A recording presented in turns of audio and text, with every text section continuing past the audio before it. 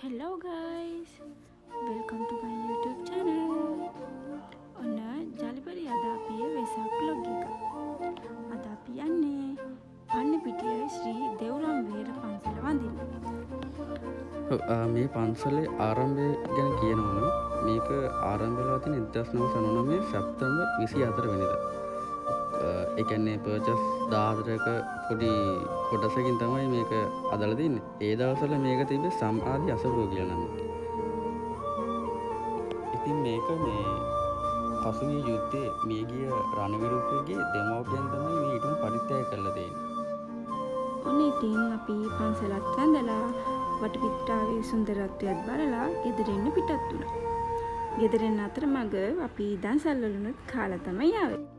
ඔව් ඉතින් ගෙදරව අපි පොඩි සවුදන්සලක් දෙන්න ලෑස්ති කරලා තමයි තිබ්බේ. ඉතින් වටපිටාවේ කට්ටියම එකතු වුණා අපිත් එක්කම වැඩේට. අපි ඉතින් ඒකත් දීලා අපි දන්සල වැඩ කටයුතු ඉවර කරලා රෑ වෙලා ගියා වෙසක් බලන්න. අපි ඉතින් වෙසක් කසිරියත් බලලා පාන් කුඩුයි තරම් ටිකකුත් බලලා දන්සල් වලිනුත් කාලා ගෙදර ආවා.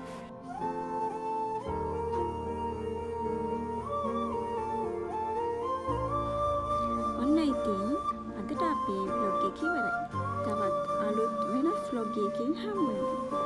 මතක ඇතුව අපේ channel එක subscribe කරන්න අමතක කරන්න එපා.